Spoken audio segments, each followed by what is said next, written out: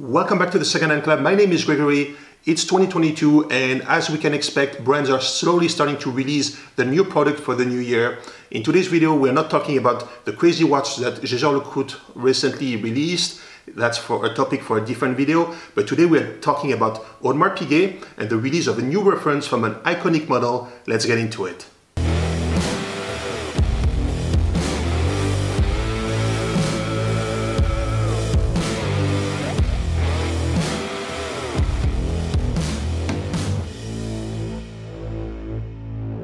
Before we dive into the novelties from Audemars Piguet in 2022, I would like you to make sure that you like, comment, and subscribe. We drop videos talking watches every week. Our goal is to drop 150 videos this year, so please make sure you subscribe. It means a lot to us. It helps us grow the channel and provide content on a weekly basis for you.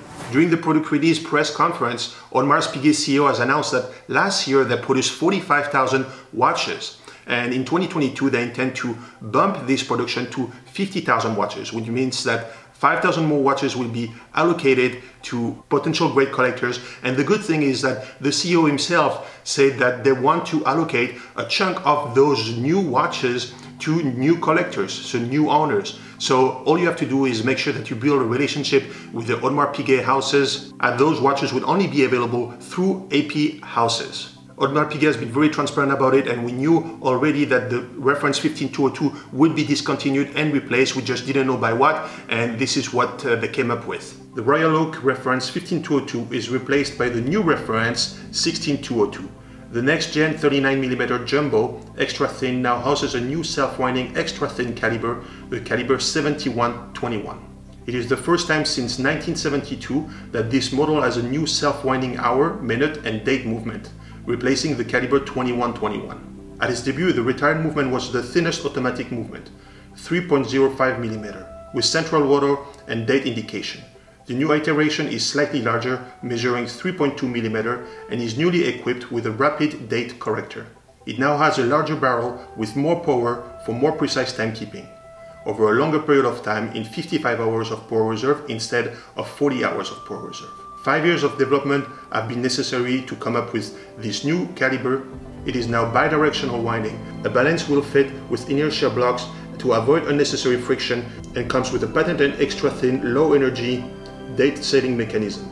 Plus, it has been finished with high horology standards. The movement is decorated with the Côte de Genève, and the timepiece is coming in 4 variations. You have the 16202 ST, which is a stainless steel 39mm blue dial. We also have the 16202 BA, which is the yellow gold version with a gold dial. The 16202 OR, which is going to be the red gold version with a smoked dial.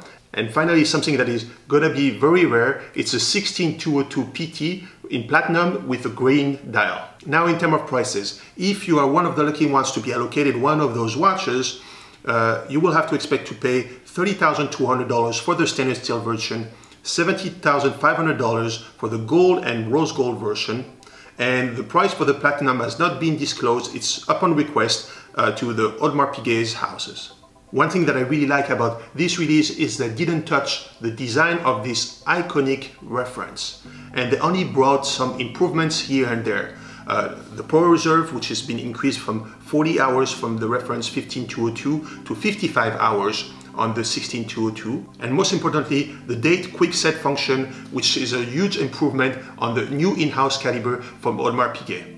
Now let's move on to the next reference, and it's a new release, the new reference 15550, which replaces the 15450, and they've come up with 8 new watches. The watch comes in all manner of metals and finishes from steel to pink gold to two-tone. The new reference number is 15550, an update over the 15450, which was the introductory reference in the 37mm sizing. First is the case. Yes, it's still a 37mm that we've come to know since the Royal Oak turned 40, but it's been upgraded in order to better show off a combination of finishes. The bevels on the top and the bottom have been enlarged to showcase the contrast between the satin and polished surfaces. As a result, the case back is more integrated into the middle of the case itself. The famous bracelet has gotten some minor updates as well. The first 4 links are now trapezoidal in shape, which in turn accentuates both the thinness and taper of the bracelet. Beyond the mere perception of a more slender form, the bracelet is quite literally thinner and lighter. The new design was first introduced on rose gold models and is hitting steel for the first time here. But that's not all. The minute track is different, even if you don't notice at first glance. In the previous generation, the minute markers were printed on the flat external zone on the dial.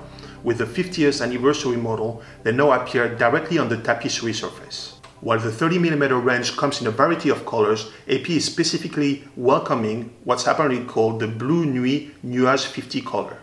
The famed blue Royal Oak dial, originally developed by Geneva-based maker Stern Frères. You'll also find the bold textured Grand Tapisserie pattern on each dial variation.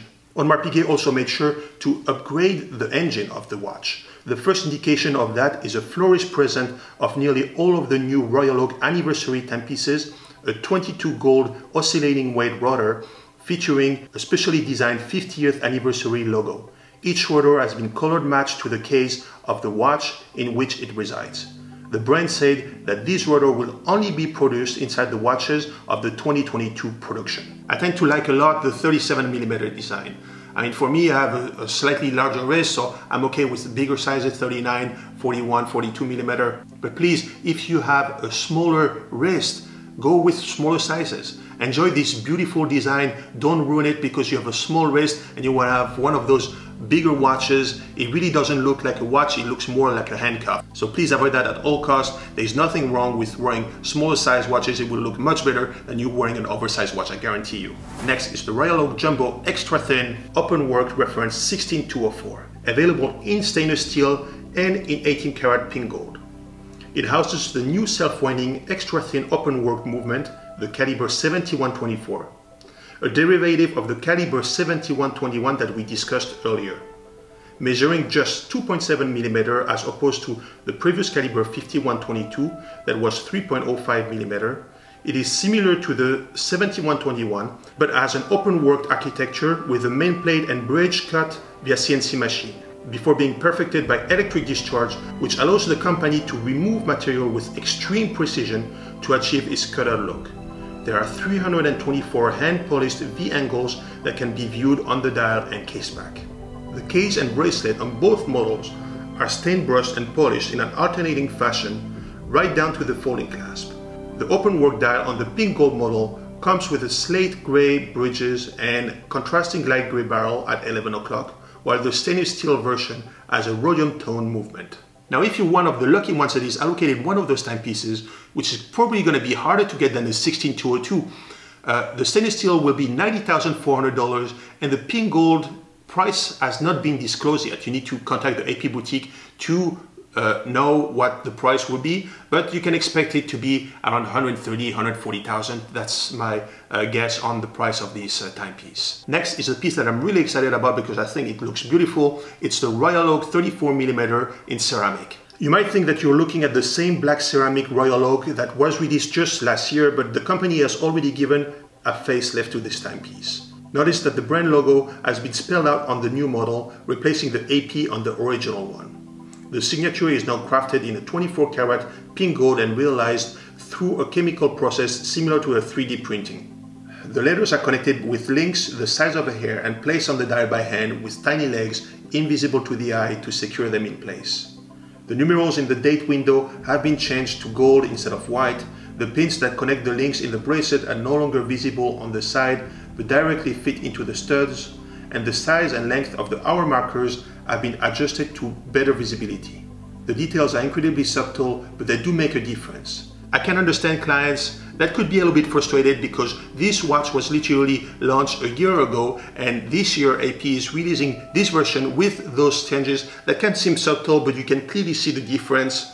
I understand that AP wants to mark the 50th anniversary, but they're already doing it by putting a special rotor for the year of 2022. So hopefully clients will still be happy with the original purchase. And if you are one of the lucky ones being and receiving the call from the AP house for this timepiece, the price for the timepiece is $48,900. Next, let's go into the heavy league, into the Royal Oak Tourbillons. 3 new 41mm Royal Oak self-winding flying tourbillons have been released.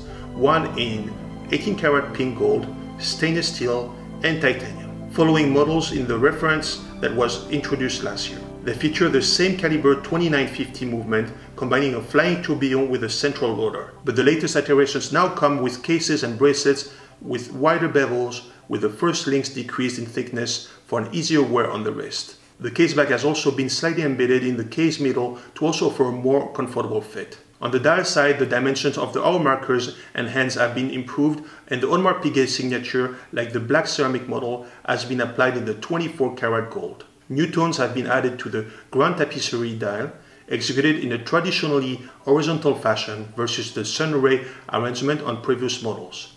It's smoked blue to complement the stainless steel and 18 karat pink gold models, while the titanium reference stands apart in a straight sandblasted blue without the traditional motif.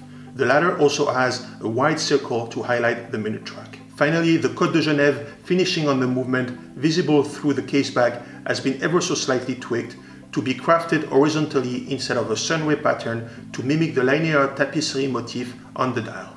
In terms of price, this hasn't been announced publicly yet. You can expect it to be announced very soon, or if you contact the AP boutique directly, they'll be happy to provide you with more information on that piece. When we talk about the tourbillons, what would be a product launch release of Audemars Piguet without an open work tourbillon? The pièce de résistance in the 50th anniversary collection is the 41mm open work version of the flying tourbillon.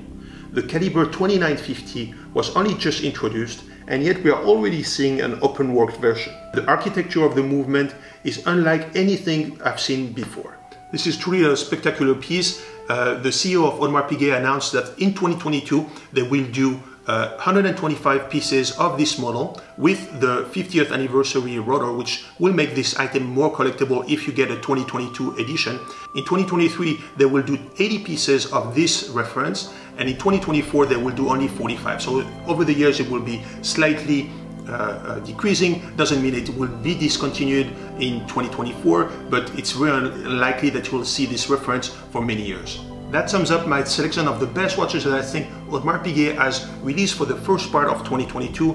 There will very likely be more in the second half of 2022 to come out. I really like the message from Audemars Piguet that wants to give more chances to new collectors jumping into the brand. I don't know how much of this feasibility will be really true, but I will certainly reach out to the AP house as a random and regular collector and hoping to get my hand on one of these new watches.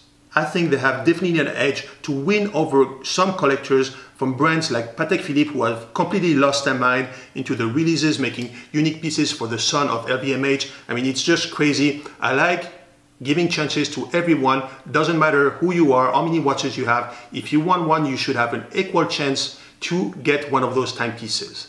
If you like this kind of videos, please make sure to like, comment, and subscribe. Let me know in the comments below which is your favorite release of the first part of the year of the 50th anniversary of the Royal Oak. Have a great day and see you in the next one.